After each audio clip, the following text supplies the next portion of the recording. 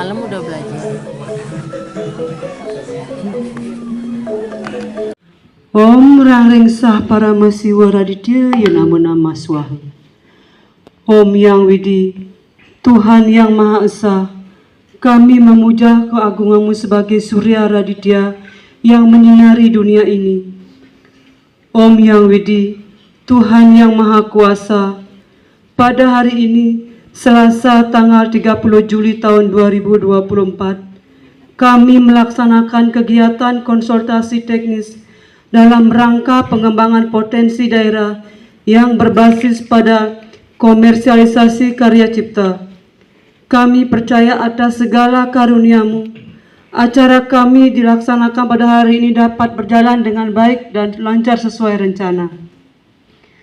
Om Yang Widi, Tuhan Yang Maha Bijaksana, tiada hal yang luput dari kuasa-Mu. Berikanlah sinar suci-Mu, sehingga apa yang kami rencanakan ke depannya dapat kami laksanakan dengan baik dan lancar. Om Yang Widi, Tuhan Yang Maha Pengampun, ampunilah segala dosa dan kepapaan kami. Sucikanlah pikiran, perkataan, dan perbuatan kami, serta tuntunlah kami ke jalan yang baik dan benar. Atas segala karunia yang Engkau berikan, hanya puja dan puji yang dapat kami persembahkan. Semoga Yang Widi memberkati doa kami. Om Sidrastu Tat Astu Astu Nama Swaha. Om Santi Santi Santi.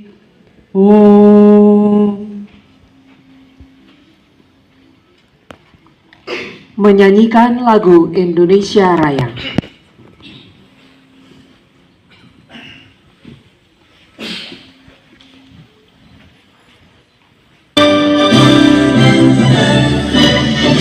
Dengan memahami dan menerapkan konsep komersialisasi karya cipta yang efektif. Seiring dengan pesatnya perkembangan teknologi dan dinamika pasar global, karya cipta kini memiliki peluang yang lebih besar untuk dikembangkan dan dimanfaatkan secara ekonomis. Komersialisasi karya cipta bukan sekedar upaya memasarkan produk, melainkan juga untuk menciptakan nilai tambah yang berkelanjutan bagi daerah, meningkatkan daya saing, serta membuka peluang ekonomi baru.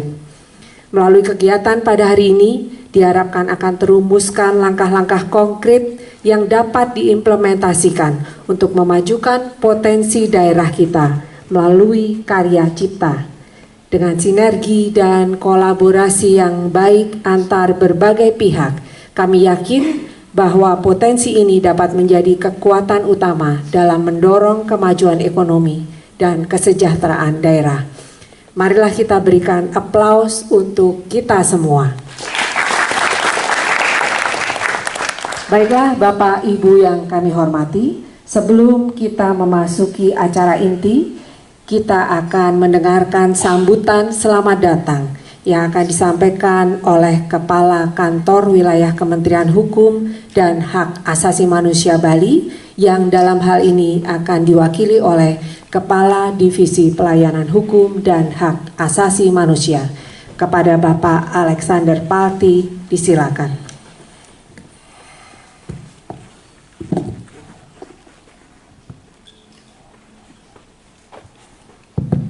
Om Swastiastu. Assalamualaikum warahmatullahi wabarakatuh. Salam sejahtera untuk kita semua. Salam Namo Buddhaya. Selamat pagi, salam sehat untuk kita semua. Mohon maaf, saya baru sampai tadi karena ada pimpinan kami juga, dirjen di hotel yang di Bali ini juga berkegiatan dari unit lain. Jadi saya tadi menyempatkan diri untuk mampir. Tapi rupanya di sini juga harus ada waktu yang sama juga harus dilaksanakan, jadi baru saya tiba. Izinkan saya membacakan kata sambutan dari Ibu Kakanwil. Yang kami hormati Bapak Direktur Hak Cipta dan Desain Industri, kawan saya sini, Pak Ignatius Silalahi, selamat datang Bapak. Yang kami hormati juga Bapak Kepala Brida Gianyar, hadir khusus, luar biasa Pak. Terima kasih. Yang kami hormati teman-teman dari 8 Kanwil, saya sebutkan ya. Di sini ada dari Kanwil Banten, hadir, selamat datang. Kanwil DKI, oh ya, selamat datang. Kanwil Jawa Barat, oh ya. Jawa Tengah, ya. DIY, Kanwil Jawa Timur, Kanwil NTB, Kanwil NTT. Ya, terima kasih.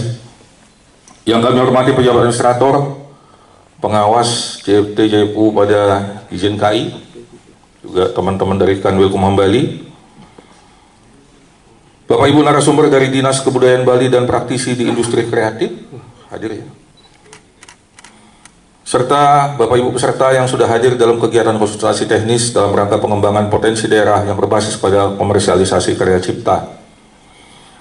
Dengan penuh rasa syukur, mari kita panjatkan puji syukur kehadirat Tuhan Yang Maha Kuasa atas limpahan rahmat dan karunia-Nya, sehingga kita dapat berkumpul di tempat yang berbahagia ini dalam rangka menghadiri kegiatan konsultasi teknis dalam rangka pengembangan potensi daerah yang berbasis pada komersialisasi karya cipta yang diselenggarakan oleh Ditjen KI, khususnya Direktorat Hak Cipta dan Desain Ditjen KI, maaf ini ya salah, Kementerian Hukum dan HAM.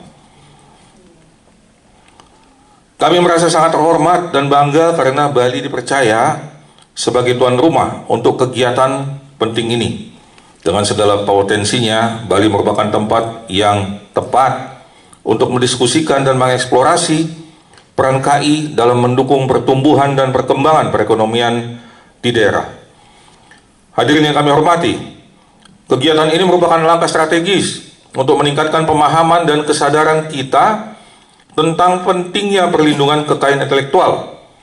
Dengan pengetahuan yang mendalam, kita dapat mendorong para pelaku ekonomi kreatif untuk lebih inovatif dan produktif dalam menciptakan karya-karya yang bernilai tinggi serta memaksimalkan potensi ekonomi dari setiap karya cipta yang ada. Bali sebagai tuan rumah berkomitmen untuk memberikan yang terbaik dalam penyelenggaraan kegiatan ini.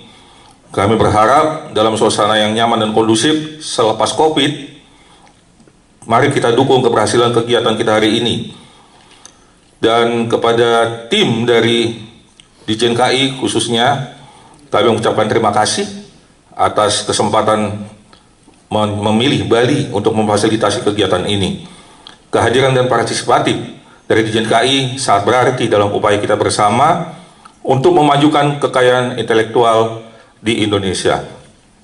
Bapak Ibu yang kami hormati, perlindungan dan pengembangan kekayaan intelektual memerlukan kerjasama yang kuat dari berbagai pihak. Oleh karena itu, melalui kegiatan ini, mari kita tingkatkan kolaborasi dan sinergi antara pemerintah, akademisi, pelaku industri, dan masyarakat untuk mewujudkan perlindungan kekayaan intelektual yang lebih baik dan berdampak positif bagi perekonomian daerah.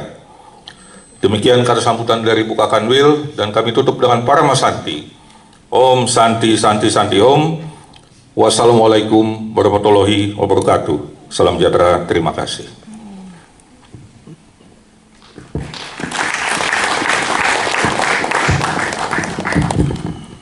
Terima kasih Pak Palti untuk sambutan selamat datangnya. Hadirin undangan yang berbahagia, selanjutnya mari kita simak bersama keynote speech dari Direktur Hak Cipta dan Desain Industri yang sekaligus akan membuka kegiatan pada hari ini. Kepada yang terhormat Bapak Ignatius MT Silalahi, disilakan.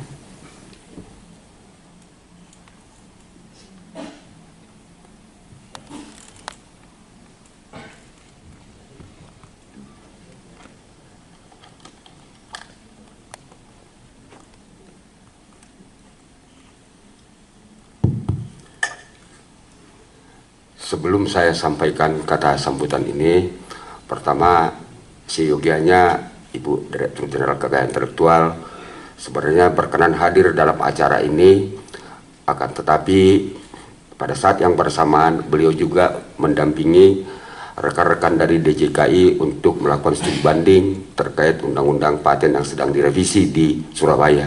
Jadi beliau menyampaikan permohonan maaf kepada Bapak dan Ibu terkait ketidakbisaan hadir beserta mendampingi kita beserta kita pada hari ini.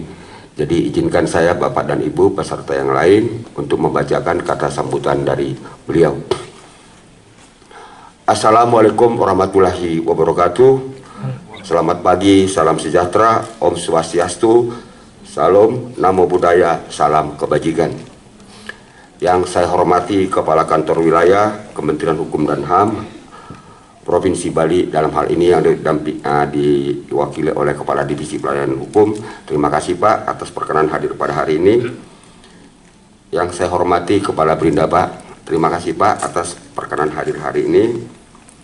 Yang saya hormati para narasumber dalam kegiatan ini, Analis Kesenian dan Budaya Daerah IGD Arum Gunawan, Direktur Festival Mini Kino Edward H. Bulia, rekan-rekan dari 8 kantor wilayah, moderator pada kegiatan ini, Pamong Budaya Ahli Pertama Iwayan Budi Utama SS, dan seluruh peserta yang berbahagia.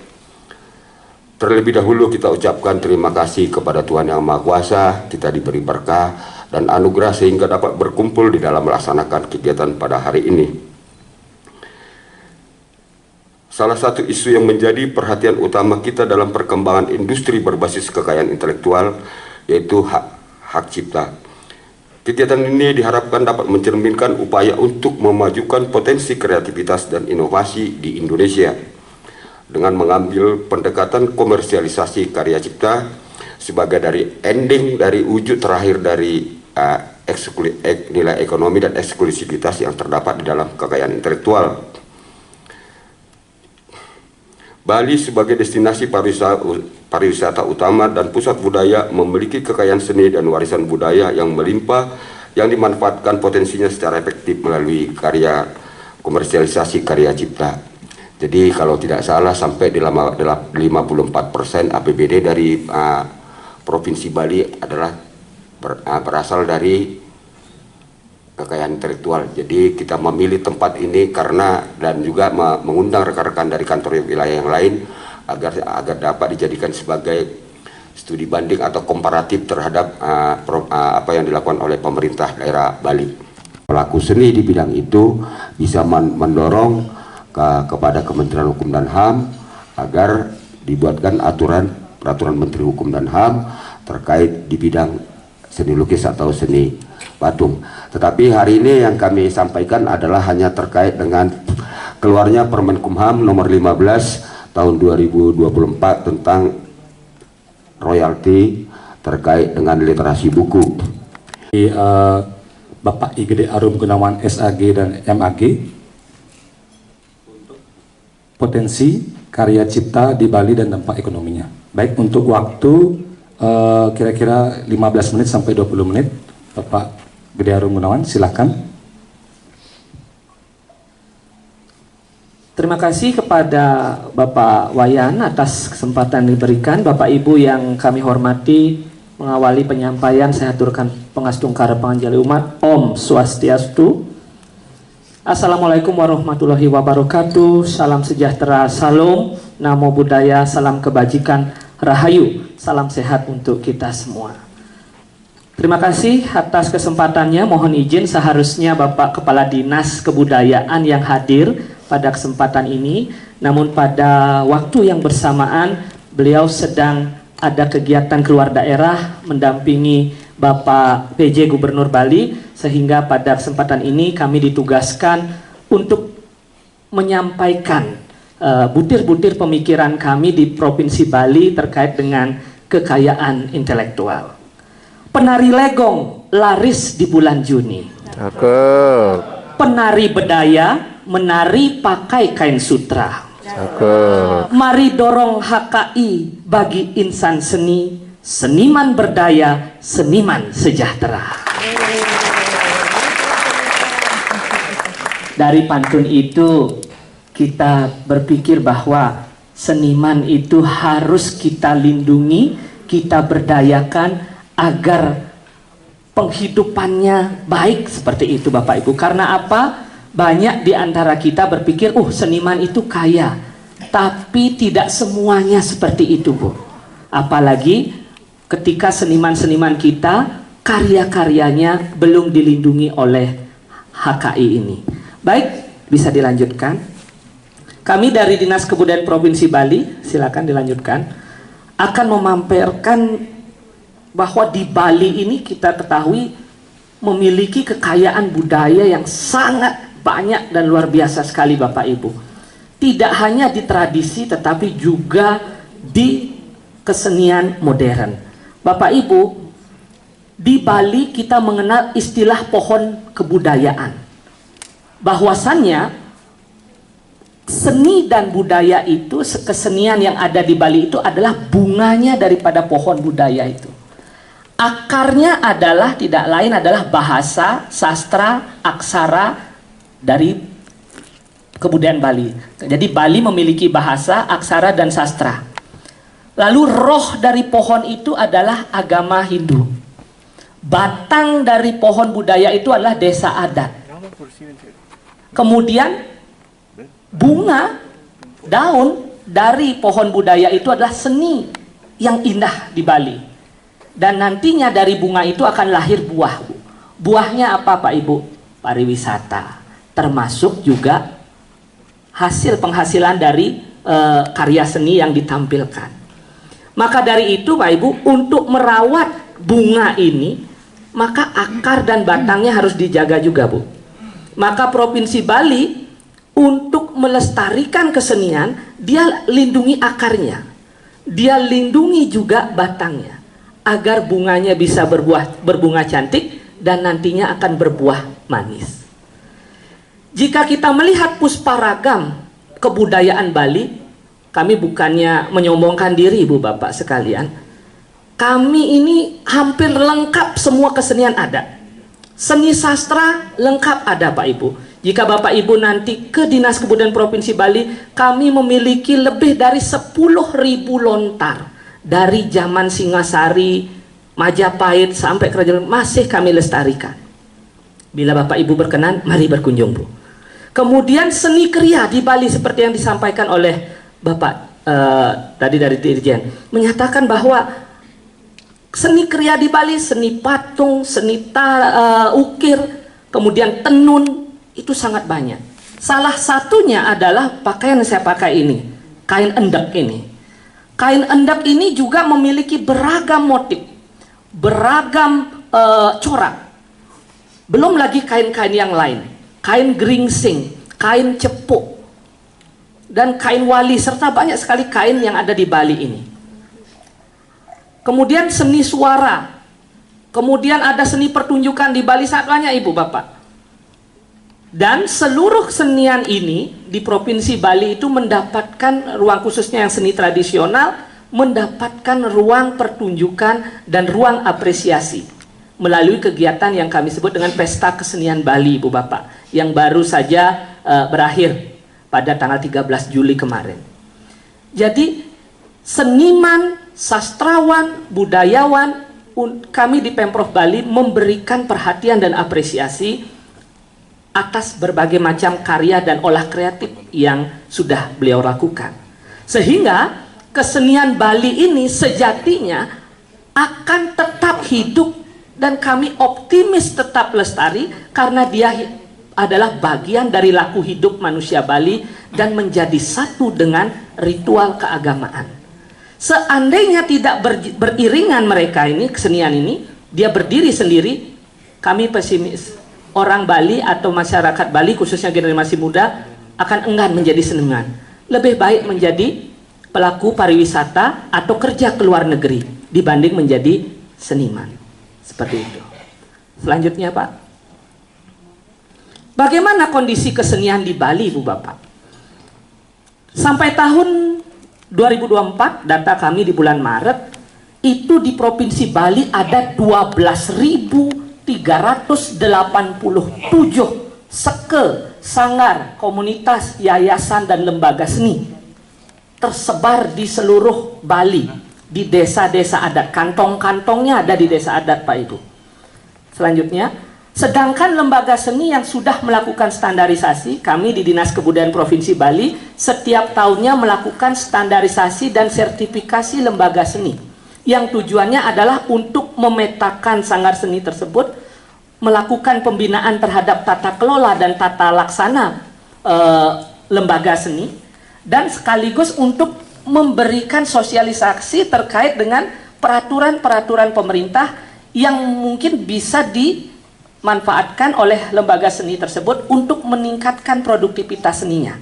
Salah satunya seperti tadi ada permen baru tentang hak cipta. Melalui kegiatan inilah kami akan mensosialisasikan. Dan bisa jadi pada saat sosialisasi nantinya kami akan mengundang Bapak Ibu di Kanwil Kemenhumkam Bali untuk mengedukasi seniman-seniman kami di Bali. Jadi totalnya ada 568 lembaga, Bu, yang sudah tersertifikasi. Baik kategori unggul, madya, dan pemula. Itu sudah ada datanya. Dan secara rutin Pemprov Bali membuat 2 event besar di bidang kesenian, yaitu Festival Seni Bali Jani untuk seni modernnya dan segala macam ciptaannya, serta Pesta Kesenian Bali khusus untuk seni tradisi, klasik, dan seni kerakyatan. Belum lagi event yang lain Bapak Ibu, ada Bali World Culture Celebration, Jantra Tradisi Bali, Utsawo Dharma Gita, dan panggung seni lainnya yang kita lakukan bekerja sama dengan pemerintah Kabupaten Kota Sebali. Selanjutnya, di Bali sejatinya sudah ada payung hukum untuk melindungi proses kreatif para seniman kita di Bali, Pak Ibu, melalui peraturan daerah Provinsi Bali nomor 4 tahun 2020 tentang penguatan dan pemajuan kebudayaan Bali, yang sekaligus menjadi kekuatan kami di Disbud untuk memberikan perlindungan dan juga memberikan insentif kepada seniman-seniman kami. Selanjutnya, ada peraturan gubernur nomor 79 2018 tentang busana adat Bali, sehingga para seni perajin tekstil di Bali mendapatkan keuntungan juga dari pergub ini. Selanjutnya, silakan dilanjutkan lagi. Dan ada penghargaan seni yang rutin diberikan kepada seniman-seniman kami, Bu. Ada penghargaan Dharma Kusuma. Seniman ini mendapatkan penghargaan 50 juta plus lencana emas 25 gram. Kemudian penghargaan Adi Sewaka Nugraha, masing-masing menerima 50 juta. Bali Jani Nugraha juga sama. Nah ini Bali Sewaka Mahotama khusus untuk pegiat sastra tradisi Bali, itu mendapatkan penghargaan 100 juta rupiah. Ini bagi seniman-seniman yang memang sudah berkontribusi besar. Ini bentuk perhatian pemerintah, Pak Ibu, bagi para seniman. Dan kami juga memiliki Pergub nomor 62 tahun 2019 tentang standar tarif pergelaran, insentif, hadiah, dan honorarium tenaga ahli non-akademis bidang kebudayaan. Ini standar tarif inilah yang kami gunakan untuk membiayai sanggar-sanggar seni ketika melakukan pertunjukan. Nah, bagaimana standar tarif itu, Bapak Ibu? Dilanjutkan. Mungkin ini bisa jadi praktik baik kami di Pemprov Bali yang mungkin bisa disosialisasikan kepada daerah-daerah lain di Provinsi Bali. Kami memiliki standar tarif paket pergelaran seremonial, Bu. Bapak Ibu, ada kita kategorikan pergelaran mini itu minimal 10 juta dibayarkan. Kemudian pergelaran kecil, pergelaran sedang, dan pergelaran kolosal. Mohon maaf saya salah tulis, kolosal kolaborasi melibatkan lebih daripada 75 orang. Ini diberikan tarif minimal 100 juta. Dan kami di Pemprov Bali 198 juta biasanya memberikan pada seniman kami untuk garapan-garapan kolosal. Kalau lebih dari 198, Bu, 200 itu kena tender lelang nanti. Ada aturannya lagi ya. Jadi agar tidak seperti itu, biar bisa kami swakelola, kami di bawah 200 juta kami berikan 198 untuk garapan kolosal. Nah, ini standar tarif paket pergelaran atraksi wisata. Ini yang kami berlakukan kepada para pengelola objek daya tarik wisata, misalkan hotel, kemudian pengelola atraksi wisata lainnya. Jika dia mementaskan kesenian Bali, mementaskan tarian ataupun karyawitan Bali, mereka juga dikenakan tarif ini. Jadi tidak ada nanti seniman kita yang dibayar di bawah itu. Nah, saya kira ketika ada seniman mendapatkan bayaran di bawah ini, mereka bisa melakukan pengaduan ke kita dan kita mediasikan. Sehingga seniman kita mendapatkan bayaran yang layak atas pertunjukan mereka dan proses kreatif mereka. Baik, yang terakhir kolosal itu sampai 125 juta. Nah, dari sana Bapak Ibu, lanjut silakan. Kita bisa ketahui bahwasannya seniman kita itu, karya seni di Bali itu sudah mendapatkan perhatian, dan Astungkara Wigenamastu mereka bisa mendapatkan penghasilan yang layak dengan berkesenian. Belum lagi proses kreatif mereka yang dilakukan di rumah mereka masing-masing. Seniman di Bali bisa mendapatkan penghidupan yang layak. Apalagi dengan mendapatkan perlindungan HKI, dapat kepastian hukum, dan bila ada pelanggaran bisa disanksi. Nah, tidak hanya senimannya, tapi penyedia bahan baku, perajin, petani, dan berbagai sektor juga kecipratan ekonomi juga, Bu. Seniman memakai pakaian, jadi pengusaha kain tradisional Bali, juru rias, juru make up, semua dapat kecipratan, termasuk IO. Nah, jadi berkesenian itu mensejahterakan semua orang, Bu. Nah, termasuk juga ini adalah sebagai bentuk memberikan gairah pada anak-anak kita, generasi muda pelanjut, agar mereka tetap berkesenian. Kalau kita tidak lindungi kesejahteraannya, tidak kita perhatikan, maka banyak generasi muda akan beralih meninggalkan kesenian ini. Untuk apa jadi seniman? Ya susah cari uang gitu. Lebih baik kerja ke luar negeri, kerja di kapal pesiar. Sudah, Bali ini ditinggalkan. Tidak ada orang menari lagi, tidak ada orang menyanyi lagi, tidak ada orang menabuh lagi. Apa lagi yang dicari ke Bali? Nah, seperti itu. Maka Pemprov Bali melalui Dinas Kebudayaan berupaya menjaga ekosistem berkesenian ini tetap terjaga, Pak Ibu. Salah satunya melalui upaya-upaya tersebut. Selanjutnya, yang terjadi sekarang bagaimana Ibu Bapak sekalian sebagai bahan renungan dan pemikiran kita bersama, Pak Ibu. Seniman sudah dapat upah yang layak, tetapi apakah di lapangan sudah betul-betul dilakukan? Kalau kami di Pemprov Bali menjamin sudah, Bu. Tetapi untuk di kawasan wisata dengan keterbatasan kami, kadangkala juga seniman ewuh pakewuh melaporkan, lebih baik sudah saya terima saja 1 juta dibayar daripada saya tidak dibayar sama sekali. Sudah. Nah, di lapangan kami tidak bisa memantau 100%. Seniman yang berkarya tetapi YouTuber yang menuai untung. Bapak Ibu,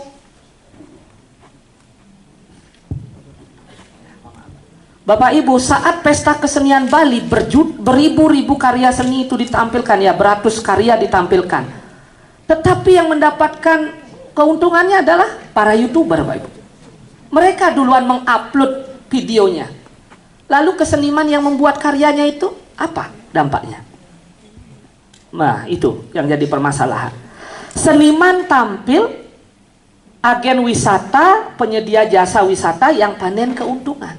Ada penari tampil, Pak Ibu, di sini dibayarkan 1 juta, penarinya berlima, berarti dapat 200.000, 200.000. Lalu yang punya hotel, yang punya agen wisata itu, biro perjalanan wisata, dibayarkan lebih dari 2 juta, 3 juta, 5 juta.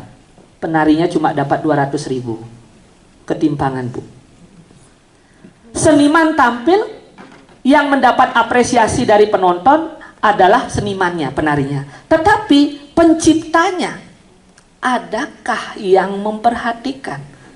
Disebutkan saja tidak, apalagi mendapatkan keuntungan. Hal ini banyak, Pak Ibu. Salah satunya adalah maestro kami menciptakan banyak tarian seperti Ibu Swasti Bandem, Sekar Jagat, Puspanjali, cendrawasih, ditarikan. Yang mendapatkan aplaus meriah, mendapatkan honor adalah penarinya. Beliau yang menciptakan dapat apa? Ini juga menjadi pertanyaan besar. Dan beliau sering bertanya kepada kami di SBUD ini, gimana kami ini? Nah, kami juga bertanya, gimana harusnya sekarang? Dengan adanya kegiatan ini, semoga ada sinergi ke depannya terkait penghargaan terhadap kekayaan intelektual itu. Maka dari itu, nah ini lagi penyakit terakhir seniman Bali, yaitu malas mendaftarkan hak kekayaan intelektualnya. Ribet lah, mahal lah, berbelit-belit lah, dan lain sebagainya. Belum melakukan sudah muncul stereotip seperti itu, Bu. Saya juga pelaku seni, Bu. Dan saya mendaftarkan HKI saya. Tidak berbelit-belit, tidak ribet. Kanwil Bali hebat, pelayanannya bagus. Kami kerjasama dengan Brida Provinsi Bali, pelayanannya bagus. Tetapi kenapa ada masih pemikiran ngurus ini ribet? Nah, berarti individu senimannya memang tidak mau berjuang. Nah, ini penyakit juga. Selanjut, ya. Tidak mau ribet tapi pengen gampang dapat untung. Nah, ini susah ini kalau ngomong seperti itu. Maka dari itu, marilah kita bekerja bersama, ya. Mari kami dari Dinas Kebudayaan Provinsi Bali akan sangat senang, dan kami akan berupaya juga bekerja sama dengan berbagai lembaga, khususnya dari Kemenhumkam. Mari kita dorong karya seniman-seniman kita untuk mendaftarkan HKI mereka lah minimal. Kemudian yang kedua, mari kita fasilitasi Pak Ibu. Mungkin pada saat event Pesta Kesenian Bali, kita buat semacam posko atau tempat untuk mendaftarkan HKI-nya. Di PKB tahun ini ada 283 karya seni baru yang diciptakan oleh seniman kita. Tapi saya yakin tidak ada yang didaftarkan di HKI. Yang akhirnya apa? YouTuber yang panen. Wah, Barong Cat Kabupaten Gianyar. Wah, ini penari ini, penari ini. Mereka YouTuber yang dapat kaya. Sedangkan senimannya hanya bisa dapat tepuk tangan saja. Ya. Terakhir, mari kita awasi bersama-sama, ya, bagaimana perkembangan HKI ini, kemudian bagaimana pelaksanaannya di lapangan. Bila ada pelanggaran, mari kita fasilitasi seniman kita ini, bagaimana harus menyelesaikan sengketanya. Dan terakhir, saran atau usulan dari beberapa seniman kami di Bali, yaitu kepada siapa? Apakah adakah lembaga atau asosiasi yang melindungi, yang menjadi fasilitator bila mana terjadi pelanggaran HKI ini? Kepada siapa? Lalu nanti royaltinya bagaimana? Khususnya bagi para pencipta karya. Siapa yang akan mengurusi atau memfasilitasi karena keterbatasan ilmu wawasan mereka? Maka penting kiranya kita di Pemprov Bali ini bersama Kemenhukam melakukan sosialisasi lebih giat lagi kepada seniman-seniman kita. Tadi sudah ada buku, Ibu. Di Bali juga banyak sekali penulis-penulis buku, termasuk penulis-penulis lagu dan lain sebagainya, novel dan lain sebagainya. Saya rasa apa permasalahan yang tadi disampaikan oleh penulis tadi pasti juga dialami oleh seniman kami di Bali. Setidaknya dengan kegiatan semacam ini, kerja bersama ini, kita semua bisa menyelamatkan salah satu warisan atau kekayaan Indonesia ini. Ya, bayangkan kalau tidak ada lagi orang-orang yang mau berkesenian, berkebudayaan, bagaimana nasib Indonesia ke depannya. Terima kasih Ibu Bapak sekalian.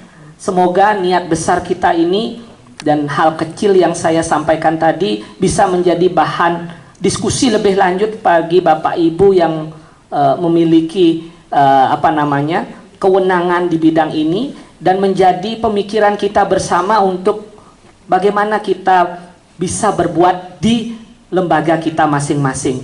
Karena apa? Bung Karno pernah berkata, jika kita memiliki keinginan yang kuat dari dalam hati, maka seluruh alam semesta akan bahu-membahu mewujudkannya. Kalau kita sudah bekerja sama, punya niat yang baik dan mulia, Awigena-mastu, selalu ada jalan kebaikan untuk kita semua. Terima kasih Bapak Ibu, saya kembalikan kepada Saudara Moderator. Baik, berikan aplaus yang meriah kepada Bapak Gede Harun Gunawan.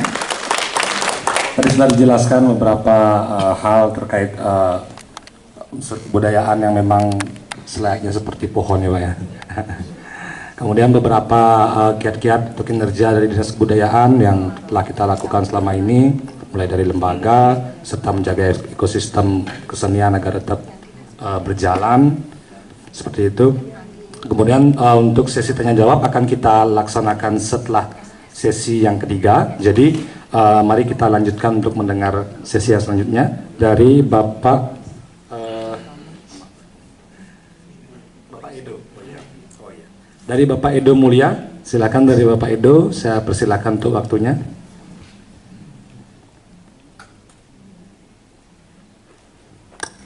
Oke, terima kasih Pak Wayan Budi Utama, juga halo Pak Gede Harun, salam kenal.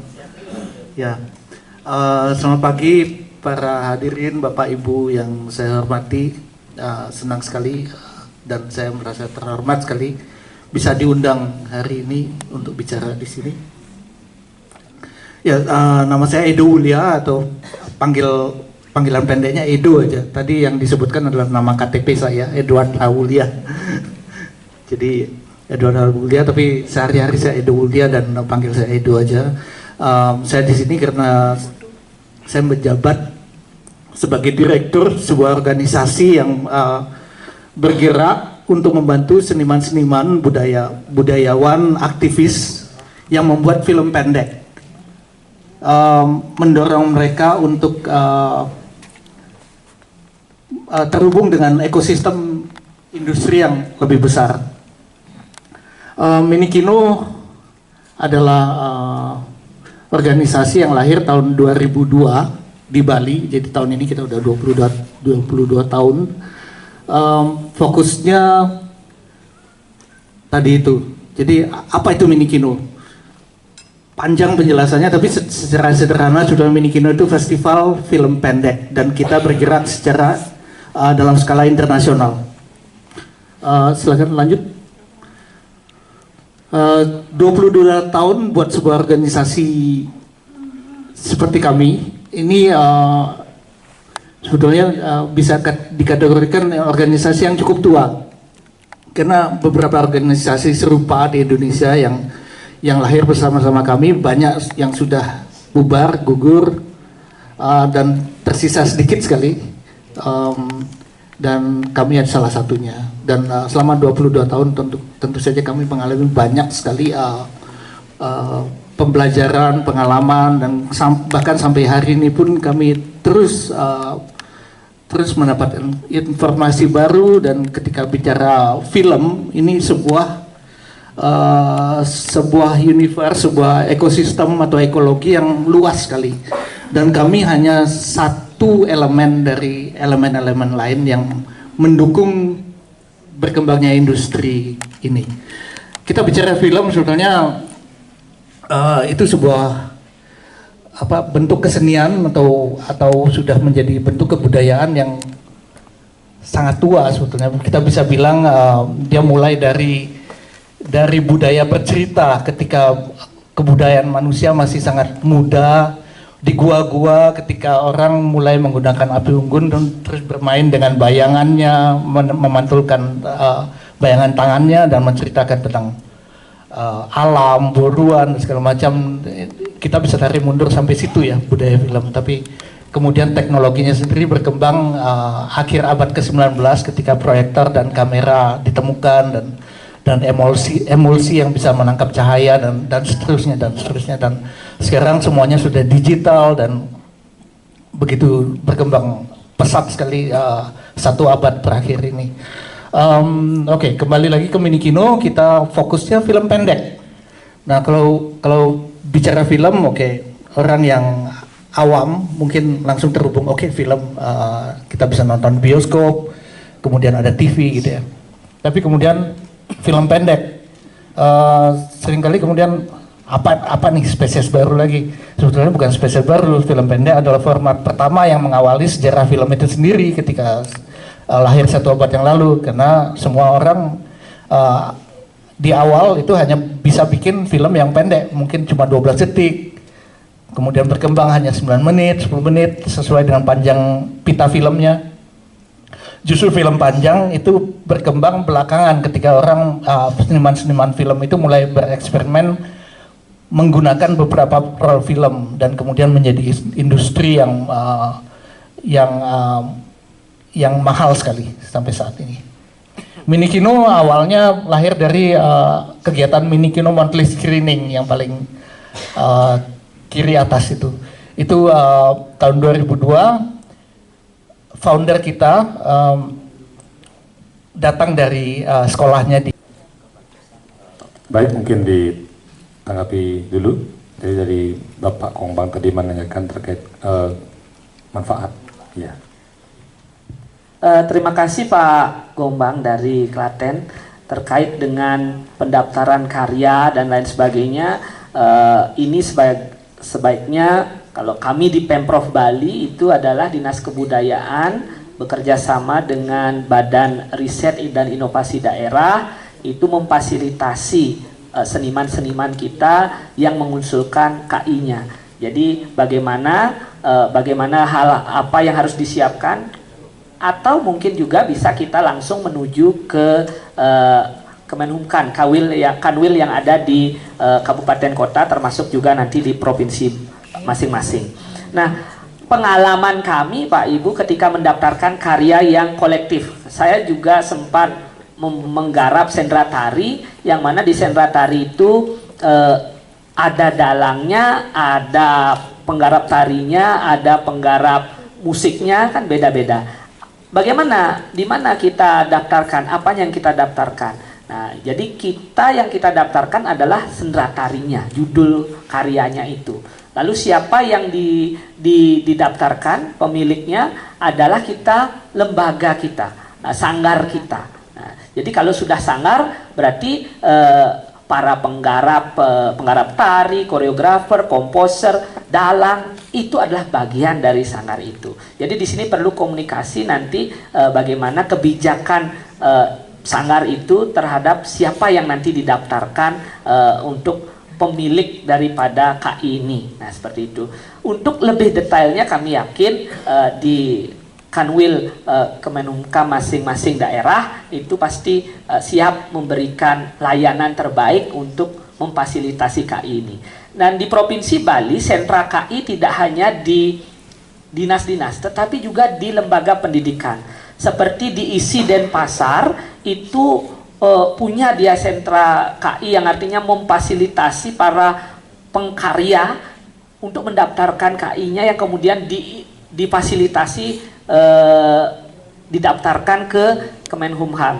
Nah, ini hal yang baik. Artinya semua lapisan masyarakat harus bekerja, termasuk lembaga pendidikan. Apalagi tadi lembaga pendidikan terhadap penelitian, pembuatan buku, sekarang sudah ada payung hukumnya untuk perlindungannya. Nah, ini akan menjadi gayung bersambut bagi semua lembaga. Tidak hanya seni dan kesenian saja, seni pertunjukan saja, tetapi juga penelitian dan karya buku, cetak buku juga bisa dilindungi. Nah, seperti itu. Nah, ini mari kita lakukan bersama-sama. Kemudian apa manfaatnya, Pak? Ya, manfaatnya itu sebenarnya ini adalah investasi jangka panjang, Pak.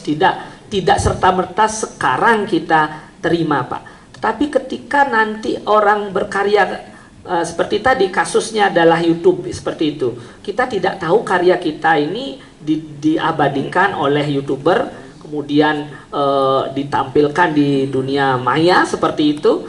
Nah, kemudian ada seniman yang menjiplak seperti itu, membuat karya, lalu dia tidak menyebutkan kita sebagai pengkaryanya. Dan bahkan dia mendeklarasikan saya yang pertama kali mementaskan ini. Nah, di situ pentingnya ketika nanti kita menyelesaikan sengketa ini ke ranah hukum, seperti yang dikatakan oleh Bapak Dirjen tadi, ini yang kita bisa jadikan dasar. Kita punya surat pencatatannya.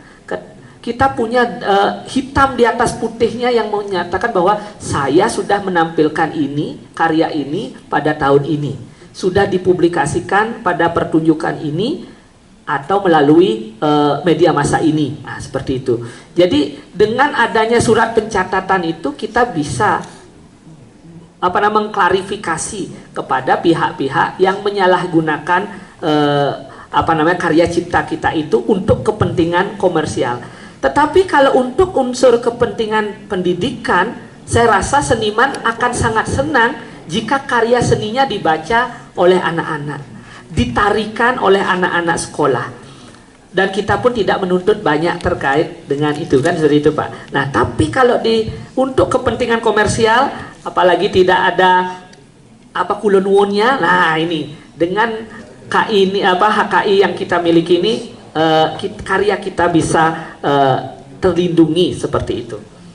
Itu Pak, pada Pak Gombang, terima kasih. Kemudian kepada Pak Rusman dari NTT ya, Bapak. Baik, bagaimana Mungkin saya cerita sedikit yang tadi belum diceritakan, bahwa kami juga banyak melakukan pelatihan-pelatihan ke komunitas-komunitas di nasional dan juga banyak presentasi ke internasional. Jadi mudah-mudahan suatu hari kita bisa berkunjung juga ke NTT dan mungkin kita bisa berbagi pengalaman dan ilmu juga di sana. Jadi apalagi sekarang kita punya MFW Education ya. Dan pelatihannya itu bukan pelatihan bikin film, tapi lebih banyak mengacu ke bagaimana mengapresiasi karya, kemudian manajemen, pelatihan-pelatihan seperti itu, justru bukan produksi, bukan membuat filmnya. Terima kasih. Terima kasih Bapak Edo. Selanjutnya mungkin lagi satu atau cukup dari panitia? Sudah ya. Oke. Kiranya sudah cukup karena sudah lumayan lewat dari jam 12. Jadi itu tadi pemaparan dari kedua narasumber kita, dari Bapak Gede Arum Gunawan, Bapak Edward juga dari Minikino. Jadi saya sendiri mohon maaf jika ada salah-salah kata pada Bapak Ibu, atau mungkin dari pembawaan saya yang kurang berkenan. Jadi saya tutup untuk sesi 2 dan 3 ini dengan Parama Santi. Om Santi Santi Santi Om. Wassalamualaikum warahmatullahi wabarakatuh. Shalom, namo buddhaya, salam sejahtera untuk kita semua. Rahayu, rahayu, rahayu. Kita beri tepuk tangan kepada dua narasumber kita. Baik, terima kasih banyak. Saya kembalikan kepada panitia. Tidak terkait dengan hak cipta yang di sebelah, sehingga ada timbul hubungan yang saling membutuhkan. Kemudian ada skala-skala prioritas untuk mengembangkan potensi yang ada. Kemudian ditumbuhkan tenaga-tenaga ahli di daerah tentang perencanaan ekonomi dan pembangunan daerah. Kemudian sinkronisasi pengembangan daerah itu dengan RPJMN dan lain-lain. Tentu kami dari Kementerian Hukum dan HAM tidak mengerti bagaimana Pemda itu menyusun kegiatannya dan anggarannya. Tapi intinya sebenarnya bagaimana kalau poin tentang HKI itu menjadi salah satu program yang penting, yang bisa ditempatkan sebagai program yang penting di daerah. Nah, Bapak Ibu, ada kata-kata juga tadi di tema besar itu komersialisasi hak cipta. Apa yang dimaksud dengan komersialisasi dikaitkan lagi dengan hak cipta? Ada definisi Bapak Ibu di Undang-Undang Nomor 28 Tahun 2014 bahwa penggunaan secara komersial adalah pemanfaatan ciptaan dan atau produk hak terkait dengan tujuan untuk memperoleh keuntungan ekonomi dari berbagai sumber atau berdaya. Jadi setiap karya cipta yang kemudian ada dampak ekonominya itu dikatakan menggunakan secara komersial. Kalau Bapak Ibu nulis buku tapi hanya disimpan di komputer, itu nggak ada dampak komersialnya. Tapi kalau Bapak Ibu mulai menulis buku, menghubungi penerbit, mencetak, menaruh di Gramedia, itu ada potensi. Nah, Bapak Ibu untuk menggunakan secara komersial, itu harus ada izin dari yang dinamakan hak pencipta. Kenapa demikian? Karena pencipta itu memiliki hak cipta dan penggunaannya itu dilakukan secara eksklusif. Itu ada definisinya. Hak cipta adalah hak eksklusif pencipta. Apa artinya eksklusif? Artinya monopoli. Hanya orang yang menciptakan itu yang berhak. Hanya pencipta buku itu yang berhak menjual bukunya di pasar. Hanya pencipta lagu itu yang berhak untuk kemudian memberi izin kepada orang lain untuk menampilkan atau perform. Hanya pencipta software itu yang berhak untuk mengizinkan orang lain menggunakan software. Monopoli. Kemudian, apa akibatnya kalau Bapak Ibu mempergunakan ciptaan orang lain tanpa izin? Bapak Ibu buka restoran, muter lagu-lagu orang agar orang lain datang tanpa izin, akibatnya Bapak Ibu bisa dikenai pelanggaran hak cipta. Pasal 9 ayat 3 menyatakan, setiap orang yang tanpa izin pencipta atau hak pemegang hak cipta dilarang melakukan penggandaan dan penggunaan secara komersial ciptaan. Jadi ini norma untuk melarang dulu bahwa kalau kita menggunakan ciptaan orang lain itu harus izin. Ketemu foto-foto bagus di internet bukan berarti bisa dipakai semaunya, harus izin. Ketemu lagu-lagu yang bagus belum tentu bisa dikompilasi terus dijual misalkan, tapi harus ada izin. Nah, pasal 9 norma melarang. Bagaimana kalau sudah dilarang tetap dilakukan? Ada sanksi. Pasal 113 ayat 3.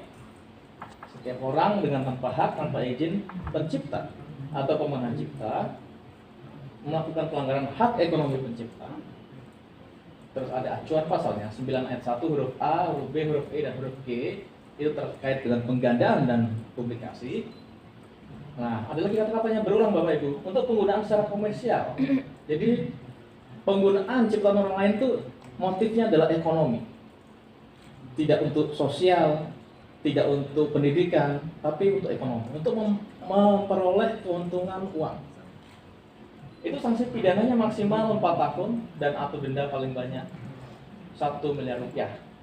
Artinya normanya adalah bisa saja penjara atau penjara plus denda. Pemberatan. Next. Nah, Bapak Ibu, ada juga kata-kata hak cipta. Hak cipta itu tidak bisa dipisahkan dengan hak terkait. Hak cipta itu terdiri atas beberapa yang kami bisa sampaikan, mulai dari buku, software, lagu dan atau musik, drama musikal, pewayangan, lukisan, gambar, ukiran, kaligrafi, fotografi, sinematografi, film, dan kemudian ada ekspresi budaya tradisional yang sudah dimodifikasi, itu bisa menjadi objek hak cipta. Sedangkan hak terkait itu hanya 3 Bapak Ibu, yaitu milik artis, performer, penyanyi, kemudian milik orang yang merekam, dan lembaga TV atau lembaga penyiaran. Next. Nah, Bapak Ibu, dari kegiatan ini yang kami lakukan walaupun cuma sehari, tapi kami berharap bahwa ini akan mendorong potensi hak cipta di daerah, di wilayah Bapak Ibu melalui pengembangan potensi hak cipta di wilayah. Jadi kami harap ada lebih akselerasi untuk memanfaatkan hak cipta di wilayah masing-masing. Kemudian kami juga berharap ada kegiatan untuk lebih mempercepat tujuan dalam rangka aktualisasi potensi besar hak cipta sebagai salah satu pilar penopang pembangunan dan peningkatan ekonomi nasional. Dan yang ketiga, kami ingin memberikan satu bukti dan kami ingin membagikan itu kepada Bapak Ibu bahwa dengan memanfaatkan hak cipta di daerah, maka itu ada satu bentuk implementasi bahwa negara hadir di tengah-tengah masyarakat. Oke. Nah, ini disadari sekali pentingnya khususnya hak cipta dan ekonomi. Pak Menteri menyampaikan bahwa aspek kekayaan intelektual sangat penting khususnya dalam era ekonomi digital dan percepatan pemulihan ekonomi yang terdampak pada COVID-19. Jadi salah satu objek yang diseriusi oleh pemerintah adalah HAKI karena dampaknya terhadap pemulihan ekonomi. Next.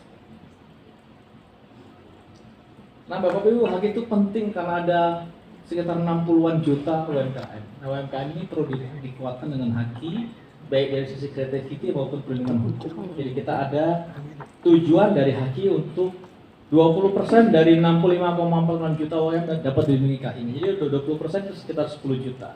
Jadi dalam 1 tahun kita mentargetkan ada penambahan 10 juta haki pada UMKM. Mungkin mereknya yang paling umum, tapi jenis-jenis haki lain juga perlu untuk diikut sertakan. Next. Nah, ini sekedar histori Bapak Ibu bahwa Hak Cipta itu tidak mulai dari sekarang, tapi lebih jauh lagi. Bahkan kata-kata Hak Cipta itu ada sejarahnya. Itu ditemukan pada konferensi kebudayaan tahun 51 di Bandung untuk membahasakan apa yang dalam bahasa Inggris disebut sebagai copyright. Sebenarnya copyright itu kalau di Indonesia kan ya hak mengcopy, hak menggandakan. Tapi ahli bahasa pada waktu itu menyatakan bahwa lebih tepat istilahnya menjadi hak cipta untuk lebih memberikan pemahaman bahwa yang dilindungi tidak cuma hak menggandakan tapi juga hak-hak yang lain di luar hak menggandakan, termasuk hak moral. Oke, next. Nah, Bapak Ibu, saya ingin melihat bahwa walaupun sejarahnya dari tahun 51 sampai sekarang, seharusnya ada situasi yang berbeda dan memang berbeda. Sekarang ini dampak ekonomi terhadap Hak Cipta itu cukup dirasakan signifikan. Ada data mengenai 5 film Indonesia terlaris yang ditonton lebih dari 10 juta penonton. Bapak Ibu, angka ini fantastis. Kenapa? Karena tawaran untuk menonton gratis itu banyak. Bapak Ibu bisa menonton di situs-situs internet, baik situs yang legal maupun ilegal, atau Bapak Ibu bisa membeli, mungkin sekarang masih ada CD atau DVD yang harganya 5.000, daripada Bapak Ibu membuang uang 30-40 ribu di bioskop. Tapi rakyat Indonesia sudah mulai mengerti Hak Cipta, mereka ingin membayar yang sesuai, dan mereka ingin itu sebagai suatu bentuk apresiasi terhadap para produser film yang diharapkan dengan penonton sebesar 10 juta ini maka akan memberi dampak ekonomi, mulai dari produser film, kemudian artis filmnya, sampai ke tukang parkir yang menjaga bioskop. Mungkin itu semua akan memiliki dampak ekonomi yang menyebar. Next. Nah, Bapak Ibu, juga di dunia YouTuberan juga kita bisa melihat bahwa karya Hak Cipta berupa karya rekaman video. Kalau orang ngobrol dan kemudian di shoot, direkam, difiksasi, itu disebut karya rekaman video. Kemudian dilakukan, setelah fiksasi itu kemudian dilakukan penyebaran, itu menjadi apa yang kita lihat di YouTube. Nah, itu merupakan bisnis besar. Jadi orang seperti Deddy Corbuzier ini itu punya viewer 17,3 juta dan dia menghasilkan uang sebulan hampir 6 miliar hanya sekedar ngobrol-ngobrol seperti itu. Ini merupakan potensi ekonomi. Itu bisa dilakukan di mana aja, tidak hanya di Jakarta. Itu bisa dilakukan di daerah-daerah Ibu, asal kontennya menarik untuk dilihat, tentu saja. Next. Nah, ini Bapak Ibu yang kemarin rame. Situasi sekarang juga diskusi Hak Cipta menjadi hal yang lebih rumit untuk kemudian dipahami sama-sama karena orang mulai sadar ekonomi. Dulu orang kalau dicontek lagunya bangga Bapak Ibu, berarti lagu saya dikenal orang. Begitu disentuh sektor ekonominya, orang mulai gampang menggugat. Seperti ini. Ada pencipta lagu namanya Ari Bias, dia mensomasi Agnes Monica, padahal lagunya itu lagunya Agnes Monica juga. Hanya karena dia pencipta lagu, dia meminta uang 1,5 miliar pada konser Agnes Monica untuk 3 buah lagu, 500 juta per satu lagu. Nah, apakah orang itu sadar atau menjadi nafsu, saya kurang tahu. Dia mendengar yang Hak Cipta, hak ekonomi, terus dia pengen dapat uang secepat-cepatnya saja. Kemudian ada akun, kemudian ada akun calon sarjana. Nah, calon sarjana kalau Bapak Ibu lihat di YouTube, dia video-videonya itu edukasi, ya. Dia menceritakan banyak hal dengan data-data yang cukup baik. Nah, kemudian ketika dia memakai data dari orang lain, ada pemiliknya dengan akun Twitter @tjon dan sebagainya, dia mengajukan somasi karena akun calon sarjana ini memiliki jumlah viewer yang juga cukup lumayan. Kalau nggak salah hampir 1 atau 2 juta orang yang nonton. Nah, itu sudah disampaikan somasinya dan calon sarjana menanggapi dengan meminta maaf. Tapi kalau Twitter @JTTon ini orang